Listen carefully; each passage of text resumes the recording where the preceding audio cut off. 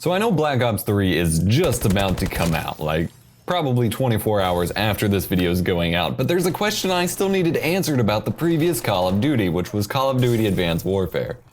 That question being, how the hell does anyone play it on a controller?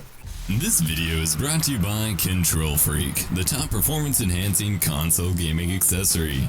Their FPS freaks are next-gen ready and will help give you a competitive edge. Use promo code EPOSVOX at checkout to save 10%.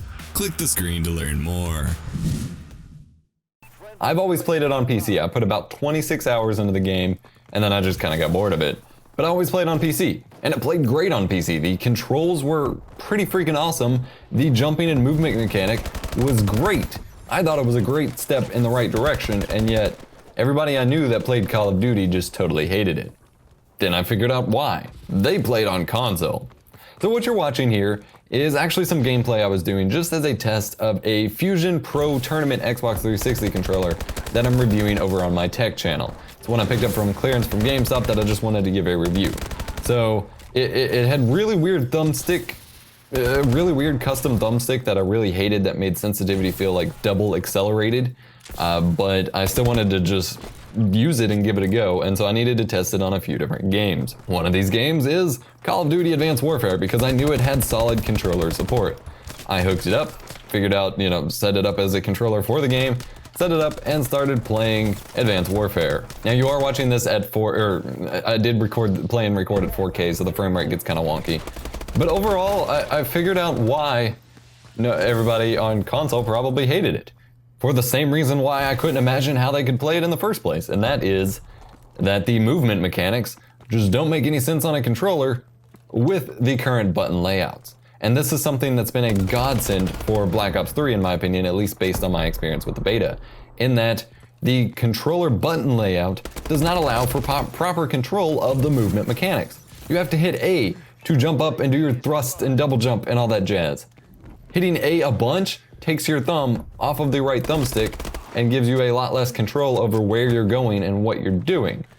This is why in Halo, bumper jumper has always been the primary button layout you need to use, because that's the layout you need to use to maintain accuracy while still jumping around. And what that does is it moves the buttons around and puts jump on L1 or L left bumper, hence bumper jumper.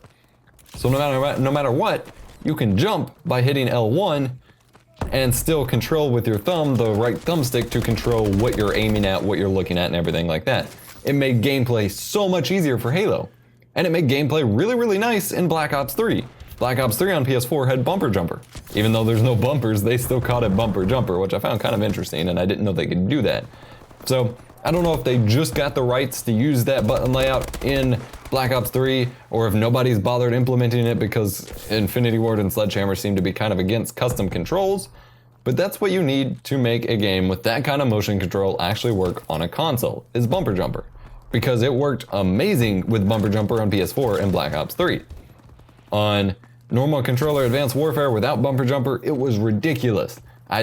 No wonder everybody hated the movement mechanic, because it was ridiculously hard to control with a controller because you had to use A. So, for all of you COD people, if you didn't know about bumper jumper, it's actually a fantastic button layout, and it's going to be in Black Ops 3, and I highly recommend you switch to it. It'll take a little bit of getting used to, but given that jumping around and using your thruster packs and your wall running and all that is a big deal for Black Ops 3, you're going to want to make sure you have control of it.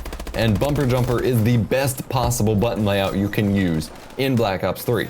And any game that has those types of jumping mechanics, you should use it as well. So if you go to finally pick up Halo on the Xbox or something and you want to know what's best for it, use bumper jumper. So these have been my thoughts, just a lesson in a lack of bumper jumper. I can't believe Advanced Warfare didn't have it. Just no wonder everybody hated the jumping mechanics so much, because you didn't have a proper way to control it. You poor console plebs. But overall, just wanted to share my thoughts and show you some wonky ass gameplay while I was testing a controller I've never used before on a PC game at 4K 60, or lower than 60, with ridiculous mechanics. My name's been Adam or EPOSVOX. Hope you liked the video. Hope to see you soon in Black Ops 3. And like the video if you liked it, so don't forget to subscribe, and I'll see you in another video.